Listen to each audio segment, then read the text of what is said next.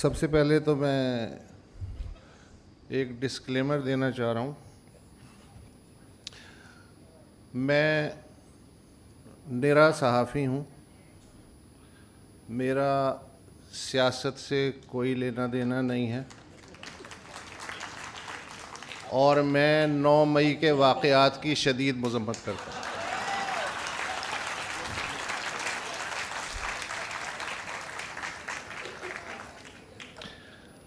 مظہر کے بارے میں آسما نے بھی کہا اور ایک اور مقرر نے بھی کہا کہ ان کی رپورٹنگ اور اصول پسندی اور اس کی وجہ سے لفافے میں گولیاں بھر کے بھیجی گئیں. تو بھائی جب آپ لفافہ قبول نہیں کرو گے تو لفافے میں اور کیا آئے گا؟ پھر یہ بھی کہا گیا کہ جی متوازن جرنلسٹ ہیں، غیر جانبدار جرنلسٹ ہیں. میرے حساب سے جرنلسٹ کا متوازن اور غیر جانبدار ہونا یہ خوبی کی نئی بات ہے، یہ عیب ہے. اس لیے کہ آپ کیسے متوازن ہو سکتے ہیں جب لوگ غیر متوازن ہوں؟ آپ کیسے غیر جانبدار ہو سکتے ہیں جب آپ کے سامنے زیادتی ہو رہی ہو؟ آپ کو جانبدار ہونا پڑتا ہے اس کے لیے جس کے ساتھ زیادتی ہو رہی ہے. اس لیے اچھی بات یہ ہوگی کہ اگر آپ نہ متوازن ہوں نہ غیر جانبدار ہوں. غیر جانبدار ویسٹرن میڈیا ہے اگر غزہ ہو، ورنہ وہ بھی غیر جانبدار نہیں ہوتا ہے. اور پاکستان میں ایسے بہت سے ایشوز ہیں کہ میرے خیال میں وہاں صحافی کا غیر جانبدار ہونا جانبدار ہونے سے بھی زیادہ برا ہے. اس میں نو گو ایریاز ہیں، انسانی حقوق کے بے شمار ایشوز ہیں. ہم یہ نہیں کہہ سکتے کہ ہمارا ان سے کوئی تعلق نہیں ہے. اگر ہمارا اس سے کوئی تعلق نہیں ہے تو پھر ہمارا صحافت سے بھی کوئی تعلق نہیں ہے. سیدھی سی بات ہے یہ ہے. جہاں تک سیاست کا تعلق ہے تو سیاست ہمیشہ سے ہی اس ملک میں 100 میٹر کی بجائے ایک ہرڈل دوڑ رہی ہے اور ہر دفعہ رکاوٹیں جو ہیں وہ بدل دی جاتی ہیں. ایبڈو لگا دیا جاتا ہے، اس کے بعد ایمرجنسی لگا دی جاتی ہے اگر ایبڈو سے کام نہیں چل رہا. پھر اس سے بھی اگر کام نہیں چل رہا تو پہلے احتساب ہوگا، پھر انتخاب ہوگا، وہ چھلنی ایک لگا دی جاتی ہے. اس سے بھی کام نہ چلے تو پھر 58(2) بھی آ جاتی ہے.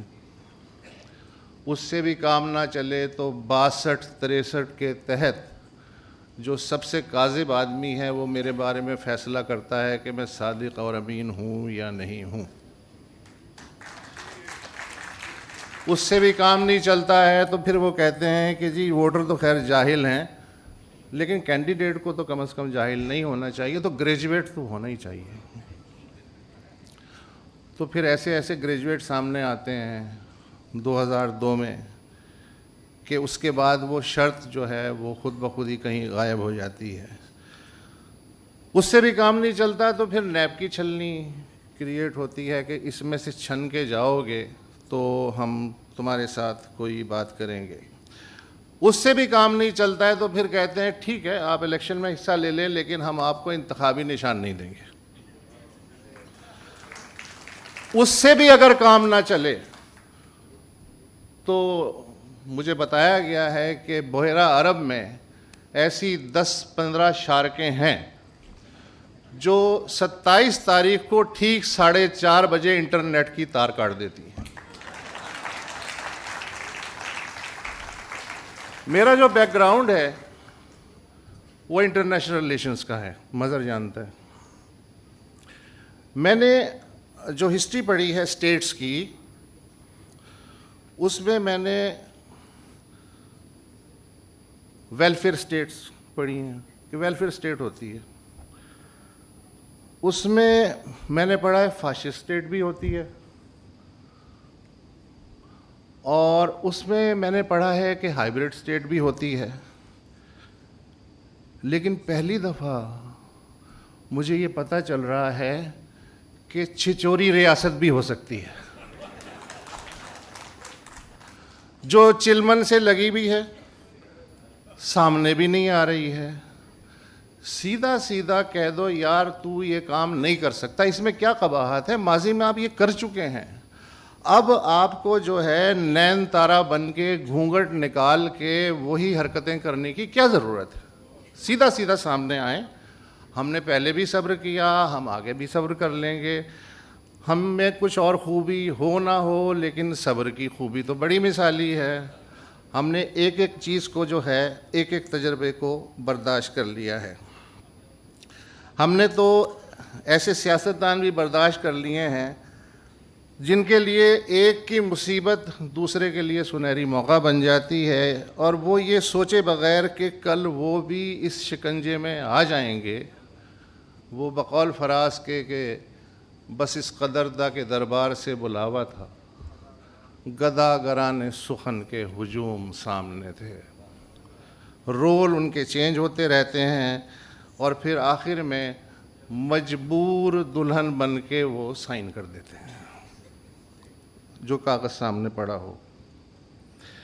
یہ جو جسے ہم کہتے ہیں اسٹیبلشمنٹ یا عسکری قیادت یا ہائیبرڈ سسٹم یا تالے آزما، کچھ بھی کہہ لیں، یہ بات درست ہے کہ 70 کے جو الیکشن ہوئے تھے وہ ریلیٹیولی چونکہ پہلی دفعہ ون مین ون ووٹ کا مزہ چکھ رہے تھے عوام بھی اور حکمران بھی، تو دونوں کو نہیں پتہ تھا کہ کیا کرنا ہے، تو انہوں نے بھول پن میں جو ان کے دل میں آیا کہ جی یہ اچھا ہے اس کو ووٹ دے دیا۔ اور یہ بات بھی درست ہے زبیر صاحب کی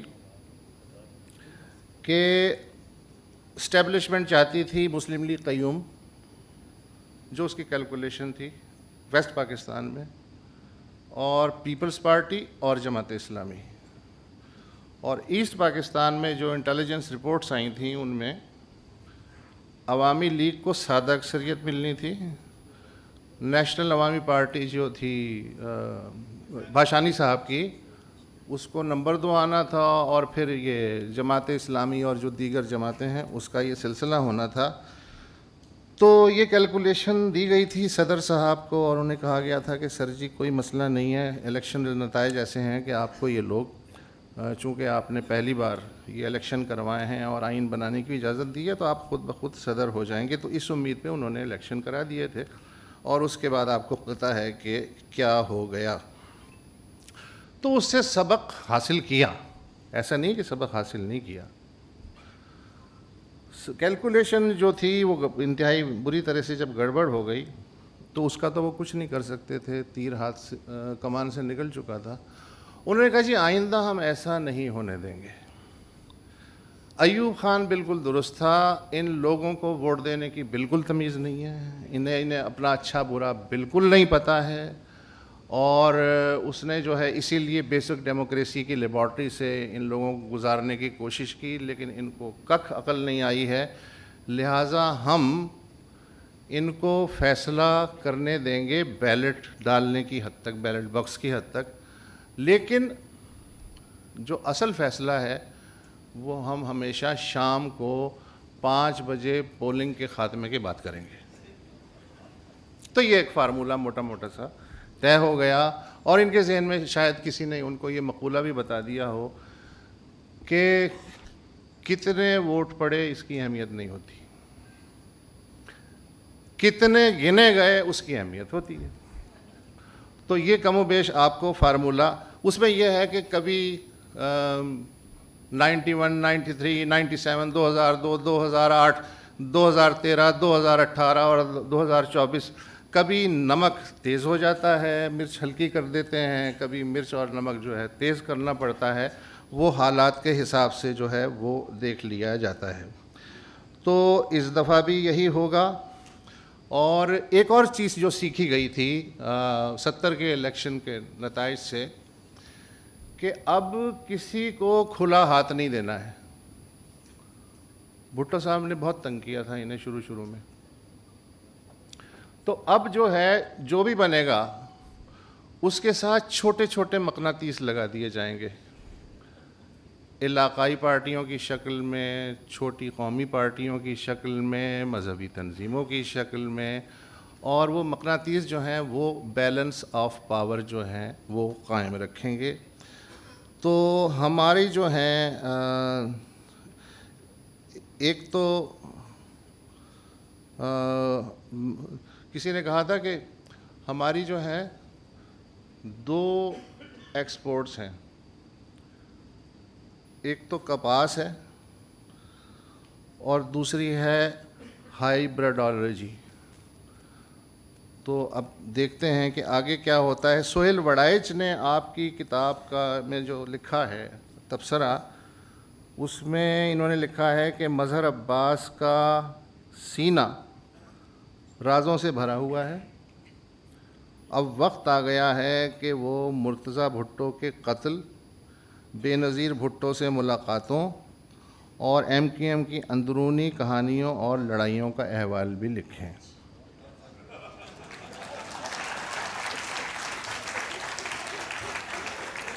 ابھی جب سہیل وڑائچ صاحب آئیں گے، یہ دیکھیں میں نہیں کہہ رہا، عوام تک بات پہنچ گئی ہے جو میں نے بغیر تبصرے کے آپ کو بتا دی۔ تو سر ابھی انہیں کتابیں لکھنے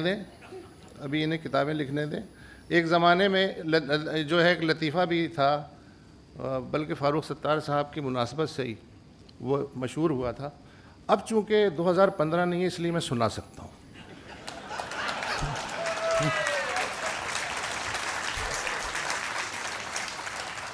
وہ یہ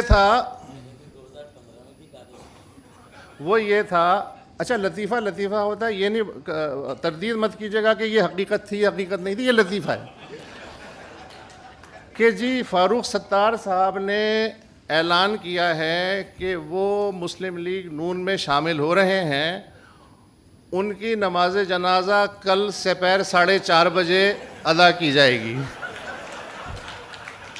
آئی ایم سوری، یہ اس زمانے میں تھا۔ تو یہاں جو چیزیں ہیں وہ اس طرح چلتی ہیں۔ یہ جو آپ کو دیوانے نظر آتے ہیں بظاہر، ہو سکتا ہے یہ دیوانے نہ ہوں، ہو سکتا ہے آپ کو یہ دیوانے بنانے کے لیے دیوانے بنائے گئے ہوں۔